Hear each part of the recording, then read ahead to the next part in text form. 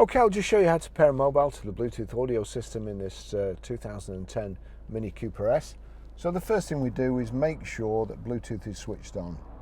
And then we're looking out at the bottom here, but over to the radio, onto menu, and you see there, telephone config mini. We want telephone, select telephone. And then you've got search, which is this button here, Bluetooth here. So we want search.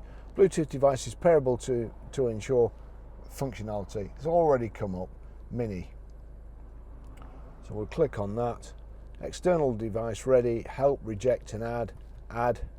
We want to put a passkey in, so I'm going to put 000 in, click OK, 000, click pair, allow contacts and favorites to sync, allow, and that should be done. There you go, mini connected. That's it.